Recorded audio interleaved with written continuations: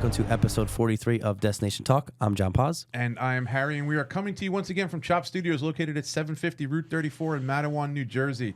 And a shout out to our sponsor, the Academy in Garwood. For your free class, reach out to them. You can find them on academysportsnj.com. Today, we are joined by Hope Fedun. For those who don't know, many probably don't know, Hope is our graphic designer. She's our behind-the-scenes person, and we figured since both Paz and I were on the previous two episodes, we might as well come full circle and have Hope on as well so that we can tie this entire operations, if you want to call it, together for us. The whole team. So the whole team's been here. Dave now, so we're complete. So at the end of this episode, we are complete. We have no one else to bring on that's behind the scenes, at least yet. So if we bring someone else aboard, we'll have them be like episode 60 or 70 or something. Hope, welcome to the show. How are you? Thank you. I'm pretty good today. How are you? We're doing fine. A little cold out here today, but we're doing all right.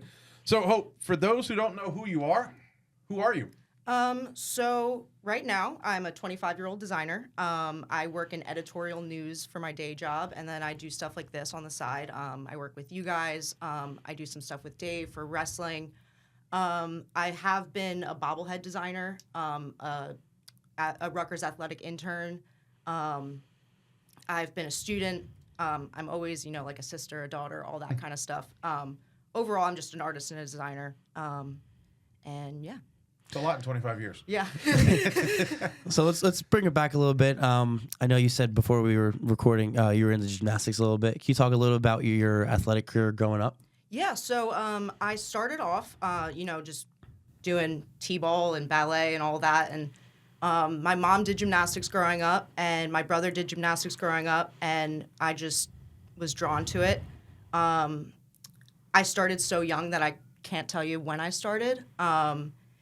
It was just something that clicked for me, when certain things weren't clicking. It's such a versatile sport. And so it was a lot of fun to practice dancing and tumbling and agility and speed and all that kind of stuff. And there was just, it's so multifaceted, and it taught me a lot. So, yeah. I've always been fascinated with that sport because you kind of touched on it. It's not just the jumping, the twisting, the turning. There's a lot of strength involved depending on if you're doing all of the routines. But there are elements of speed. There's obviously dancing if you're doing a floor routine. But it's also one of those sports where you kind of have to start very young to ultimately be successful. Mm-hmm. So can you talk a little bit about if you encountered any of those, some of those challenges might have been? Because I would imagine at 3-4 years old, it's fun. Yeah. But as you start to get older and realize there's a little bit more to this, that's when the grind starts. Mm-hmm. So can you talk a little bit about that? So, it was little things like, as I started to level up in competition or see people around me level up, it made me want to level up kind of thing. So quickly, classes on Saturdays became not enough for me. And so then it turned into Monday, Tuesday practice, or Monday, Wednesday, Friday. And then it turned into practice every single day. What are some of the challenges as you go along in that sport? Because that's a sport you have to start at a young age. Right. And if you see it through, let's just forget about the Olympics. Yeah. But if you just see it through to the collegiate level, as with a lot of sports, that's a very physically demanding sport. Yes. So you have to be very versed in a lot of different disciplines: strength, speed, dance, balance, stability, all that. So, how does that play out through the years? Yeah, I'm glad I had you say that because, so one regret I have is not cross-training. It led to a lot of injury for me. But it's a very hard sport to cross-train with. I was practicing every single day. Mm-hmm. There wasn't time to do another sport. Right. That's something my mom really pushed. It's a regret of mine not listening to. So I did, when I was about 14, I stress fractured my left shin. And then when I was 16, I stress fractured my back and my L5. That was the ending injury. I did one more season after that and only competed on beam. So, it was really demanding. From a young age, being so,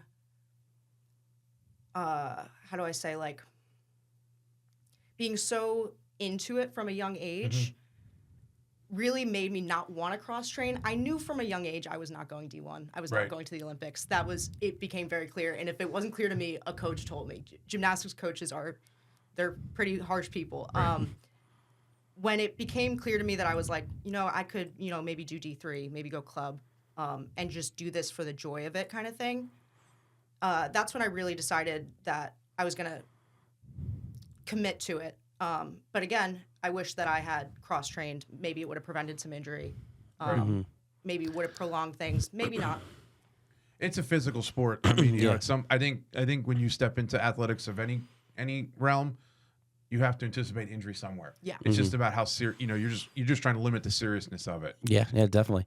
So what did gymnastics teach you that still shows up today, either mentally or physically? I know, like you said, it's a very demanding sport. What's something that still lives with you through your past 20 years, 25 years? So I would say the biggest thing I learned from gymnastics was actually about anxiety. I struggled a lot with mental blocks.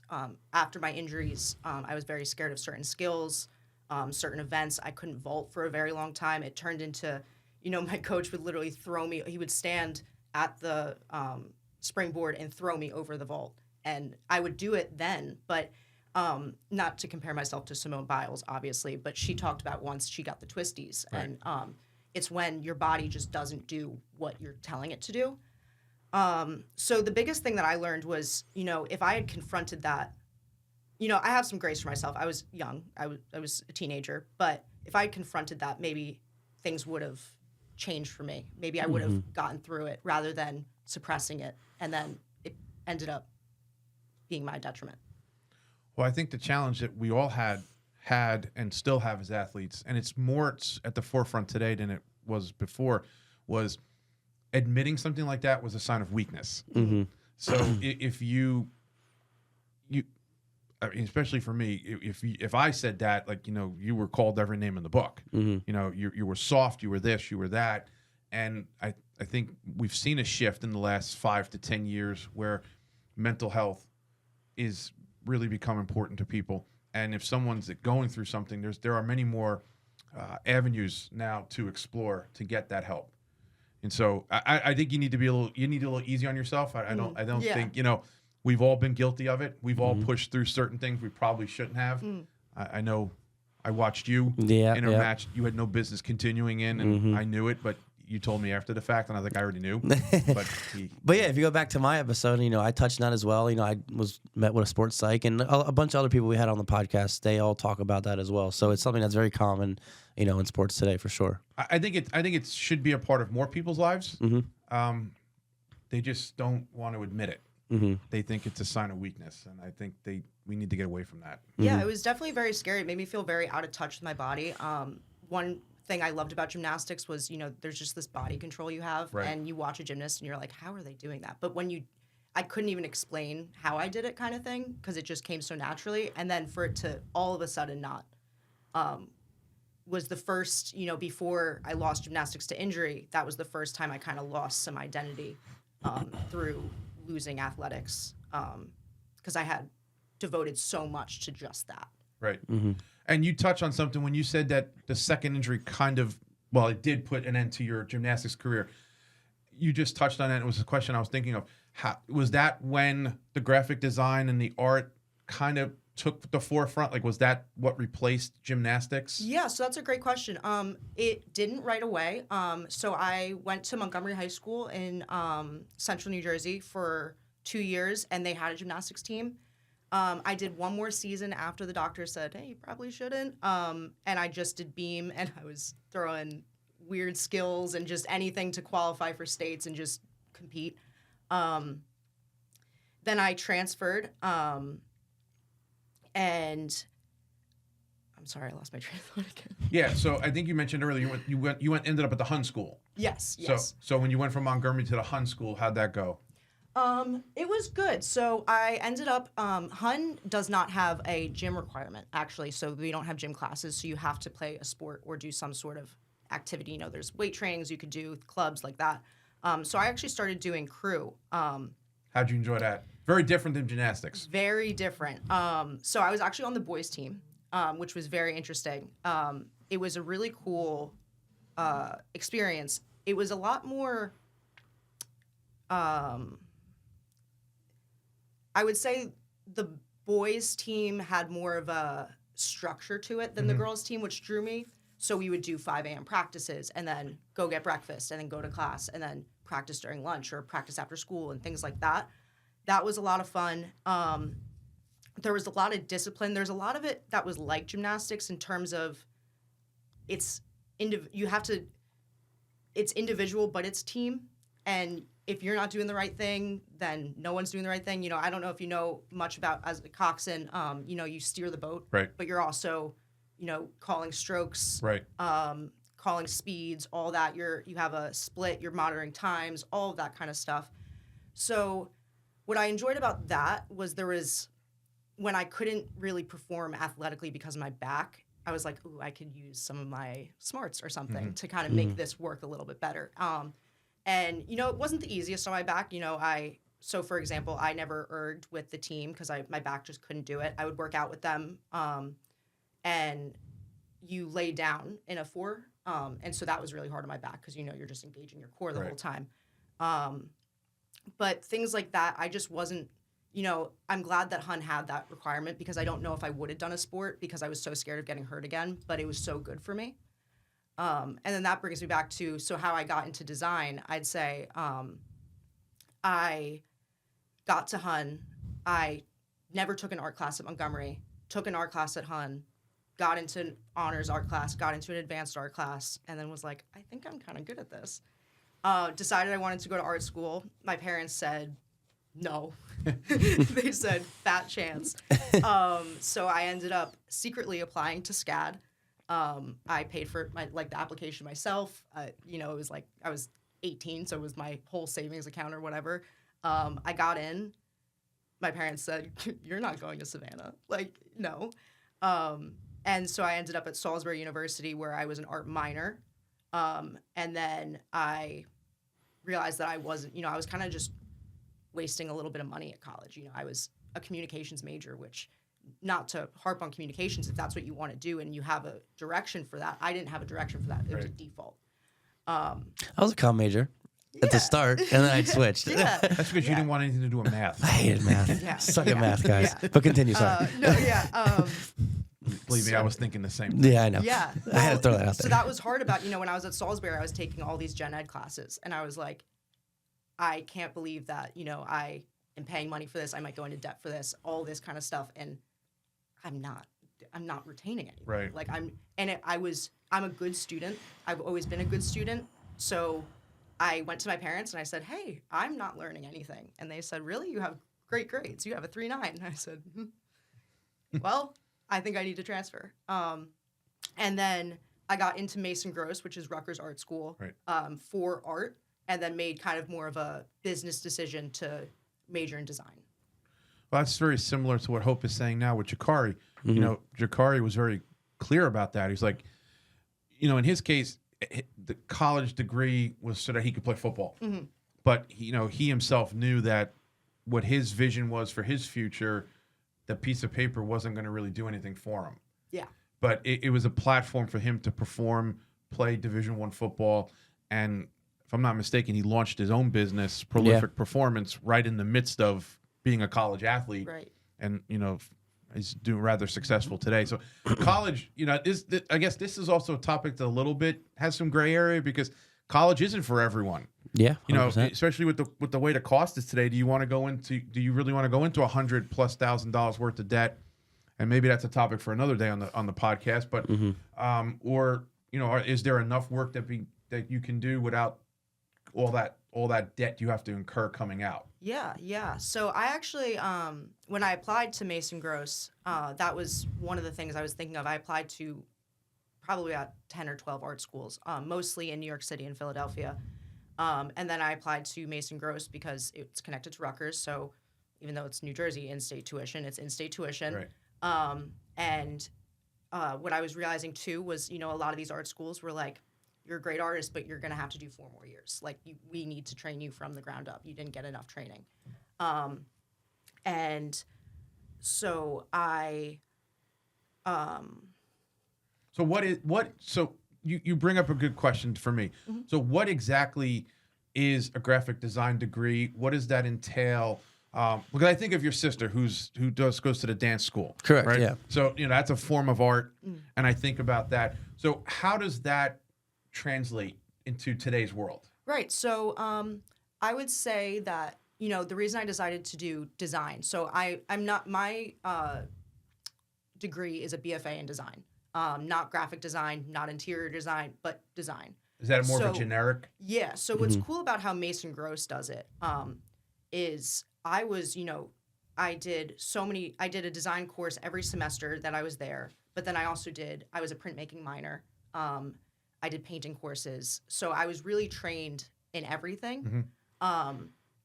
And the reason I decided to do that is because I've also, weird little tidbit, always been interested in psychology as well and advertising and things like that. Part of why I like helping you guys out, the marketing aspect of Right. it, the analytics, We all know that. we need all the help we can get. So don't worry. Yeah, we appreciate it. But design it's like art, but there's some psychology behind it. There's some math to it. There's some advertising to it. There's some marketing to it. There's all that kind of stuff. So what the design degree really does for me is just kind of tells people, hey, I've been trained in all this kind of stuff. My job right now is mass laying out type. I design newspapers and magazines and publications. So that's, what I said to them in my interview was, that's the first class I took at Mason Gross, typography. And I didn't tell them that I never took another typography class. Don't tell them that. But We need viewers, but we don't want you to see this episode. but so having this Mason Gross degree ended up being, at first I was like, oh, I want to go to SVA, I want to go to Pratt, I want to go to one of these big name schools, and I kind of needed to bring myself down a little bit and be like, no, you're just close to Rutgers. Mason Gross is fantastic, and then there's things that happened. If I had ended up at an art school in the city, I wouldn't have been introduced to athletic design. Right. I was not doing athletic design in high school. When I got into Mason Gross, that was never on my radar. I fell into a sports collectibles job as my first job because I fell into a Rutgers athletics internship, and that kind of just led me there. And since then, I've just, I love designing for sports. There's an electricity, there's a passion, and helping people out. Often athletes can't design, so Right. I can help with that. Hello. But yeah, look what you did for us so far. I mean, the new logo and everything. Yeah, this it's- shirt represents the old one, but it doesn't. that's the old one. That's yeah, the yeah. old logo. But no, the new design for our podcast and where we are looking to take this into the future is all her brain trust right here. So any complaints, they go to her. So what does, creating not just for sports, but, what you do with your regular job as well, what does that do for you, mentally and emotionally? Like everything that you do, what does that build? I've been thinking a lot about that. It's hard to describe what it does because I couldn't imagine not doing it. It gives me a voice. It gives me a purpose and a reason. I love, helping people out, helping people communicate what they need. I don't always, I don't have a great idea for a podcast, but you guys had a great idea for a podcast, and I can help out with what I can do. And that just, it lights a fire for me. Probably one of the first great ideas we've had in a long time. Yeah, I know. Yeah, me and Harry, we talk every day. We throw ideas at each other, but this one actually stuck. This one worked. Yeah, but it takes an empire. It takes Dave. It takes Hope. We had Aaron help us before, and it doesn't take just one person. And in design and in graphics is something that, if we don't have that, we have nothing. Well, for I the most think part. what are we? This is what, episode 43. So Yeah. we're 43 episodes in. We go back to that first episode to see where we are now. The logo. I mean, when we were putting stuff out, we were putting out like 18 clips a week and something of that nature. We got yelled at for that, but now we're down to like 4 or 5. But everything's evolved. I think everything's is an evolution. And you touched on and the word that I thought of was identity. So, and that's something that we can certainly touch on because as athletes, that for me, I was a baseball player. You were a wrestler. Up to a certain point, you were a gymnast. Yeah. And then the crew kind of came in, and it supplemented what you were missing at that moment. Yeah. But now you would identify as an artist at this time, and it's what we do with that identity. It's what it turns into. Our athletic careers have turned into business ventures for the most part. You know, your athletic career and unfortunate injuries turned into what you're doing right now. And, you know, and your affiliation with Rutgers got you to meet him. Yeah. You know, and it's you know, you never know who you're going to meet. Now we're at a table. Now podcast. we're at the table. I mean, and an off the record conversation we were having before this recording, you were introduced to someone that you didn't even know knew you. Yeah, I know. You know, that we sent a message out to. So, what are you excited about moving forward? You know, with your job, with moving in with sports, graphic design. What are you excited to see moving forward for yourself? You know, I've been really enjoying working with licensing. You know, my last job I worked a lot with the MLB, the NFL. They're a pain in the butt sometimes, but it's fun. It's a fun challenge. You know, you design something and the MLB comes back and they say, great, but no. And then you're back to square one. I'm excited to continue with that. I'm looking into more opportunities working with designing for licensing and e-commerce and that kind of thing. I'm looking forward to helping grow this. I'm really interested in, like I said before, more than just design, but communications, marketing, advertising, all of that, and making this system and thinking in systems and stuff. I enjoy the challenge of that.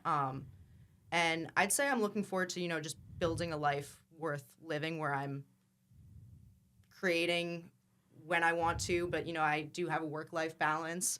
It's fun. I enjoy my job, but I also, on the weekends have to stop designing as much because, that's what I do from 8 to 5 every day now. How would you describe your art? Like, is there a form that you gravitate to or something that interested you immediately that then evolved into what you are today? Interesting. So, I would say that originally I was very into, like loud maximalism, all that kind of stuff. That dialed back a little bit when I got to Mason Gross and I was getting some classic training and that kind of thing. I'm kind of back in that, into some gaudy design, into some flashy design, into some design that if I had turned in anything like this at Mason Gross, they would have been like, girl, what are you doing? Like that critique would have been awful. It's a lot of fun. I work with Dave on some wrestling stuff, and some of the, the gradients and all that I put in would have never flown at Mason Gross, and it really works for this. So I would describe it more as versatile and adaptable, but at the same time, maximalist and intricate.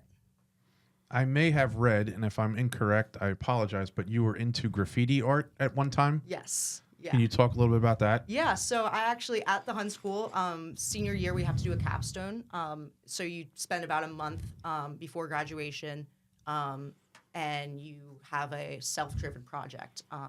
It's very common in colleges as well, but we did it in high school. And I went to each of the 5 boroughs and photographed graffiti and then recreated it just in marker and painting and, mixed mediums. It's very interesting because a little unknown secret, actually, that maybe will get us some more viewers. I did it all in like 2 days, not the month. And then it ended up in Hun's review, and Nice. It is now hanging in my my cousin's dental practice. So it was. Well, you picked the right place. 4 Yeah. of the 5 boroughs have a lot of graffiti art. Not hard to find. Rejection is a part of everything, but there's that starving artist kind of mentality that comes in your field of work. And you just mentioned a few moments ago, putting forth something that you think is great, but then being told thanks, but no thanks. So how do you overcome those objections? How do you overcome those rejections to continue moving forward, to stay creative, to come up with something that you hope is going to get you closer to that next yes? Yeah, so there's actually a saying my brother imparted some wisdom on me with was collaboration is a mechanism to improve. And I just always remind myself that, at Mason Gross, when you turn in a project, the next class, the 3 or 6 hour class that the studio classes are, is a critique. And the whole class, you know, the teacher sets a 10-minute timer and the whole class critiques your work. And you get a bad grade if you don't critique someone's work. Well, so it's, you know, it's a cycle. So you can let that get you down, or you can realize that, hey, I'm not the best designer. If I was the best designer, I wouldn't have had to go to college. Maybe I can use some other ideas. Maybe I can use this person's limitation, or, you know, in terms of my last job, when like manufacturing limitations and stuff, use that to my advantage in my design and exhaust the capacity of the medium rather than seeing it as a limitation.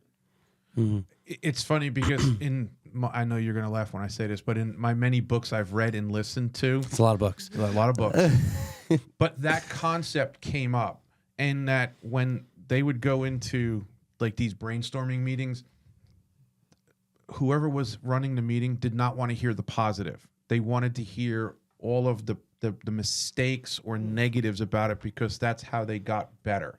They didn't just want to hear, this is great, this is great, this is great, because that doesn't challenge anyone to become better. You don't get better from positives. You get better from what the negatives Correct. are. Yeah. You know, or it's like the family that sits down for dinner. I know that's a well, I know you still do that, but that's not Every Sunday. Not very common. Sunday, yeah. Every not Sunday. very common these days, as it was for me growing up. But you know, it's the parent or parents that ask their kids, you know, what challenged you today? What went wrong today? As opposed to how great was your day? Because you're painting that rosy picture that everything's sunshine and rainbows, when in reality it's not. And it's challenge. You challenge yourself to think critically that way. Yeah. So, how has your definition of success changed over the years? You know, as being a designer and growing through the years, how has your definition of success changed? You know, I had the classic, you know, little girl, big dreams always. You know, at first I was like, well, and I'm going to be in the Olympics for gymnastics, you know, as I was going to Saturday classes kind of thing, which was never going to happen. And then, you know, I was like, I'll cut off my ear and be the next Vincent Van Gogh. No, that's not going to happen. But, you know, so my definition of success has changed where, you know, I was talking to my parents about this the other day. You know, as I'm deciding what to do with my career and everything, I don't need to be talked about in classes or read about in design books, or, you know, you guys might not know who this is, but be the next Paula Scher who's talked about and owns or runs Pentagram or anything like that. I want to create. I want to make people happier, help people out, and help communicate things. I don't necessarily need anymore to be the biggest, the best, any of that. It's more finding this balance of life and family and work and art and sports and all of that. And, you know, just being content at the end of the day and laying my head down and being relaxed and grounded. Mm-hmm. Simple enough. Yeah. Right. Yeah. You don't need to have anything.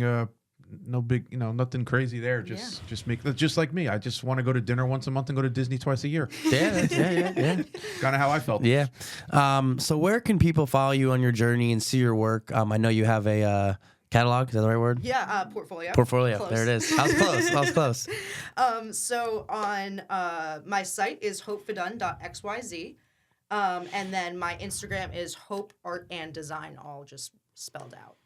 Awesome. And everything on Destination Talk is designed by Hope as well. So that's all her work. Dave. Some Dave. Yes, Dave does have some Dave, as well. we know you're listening. We want to make sure you get a shout out. Yes, of course.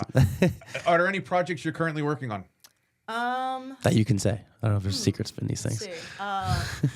Thanks for that. Yep. I got my hands on my first well, not my first bobblehead, one of the first series that I created. I got an actual one, which was cool. And then right now I'm talking with a company to work with some licensing and design some apparel and socks and things like that.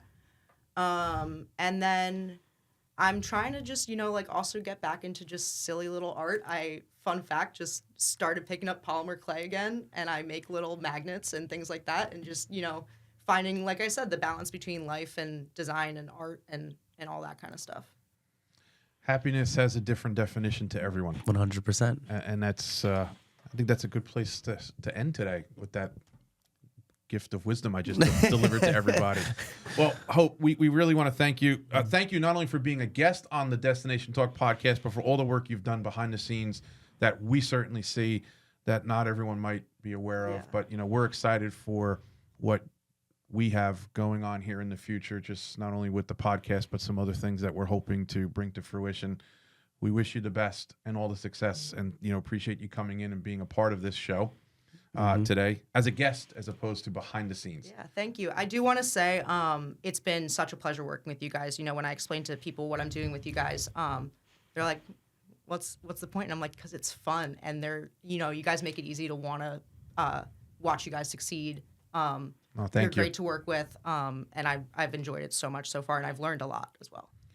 We're learning every day. Yeah, We 100%. learned something about an hour ago before we even got in the studio. Yeah, we're learning everything. Yep. Well, that is a wrap on episode 43 of Destination Talk. Something new that we can add to it. Our platform is now grown. We are now on Spotify, Apple Music, and Amazon as well. So if you are driving around like we do all the time, you can now listen to us in your car, and you don't have to worry about going home to watch us on YouTube. But continue to watch us there too. Yeah, you'll see our faces. You can just listen to us. Yeah, you could see us and then listen to us, and it's like listening and reading a book at the same time. You retain the information a lot more. You knew I was going to get that in there. I know. But that is a wrap on episode 43. We are getting closer to 50, and we are excited for that number. We never thought we'd see that. But until we see you again, thank you for listening.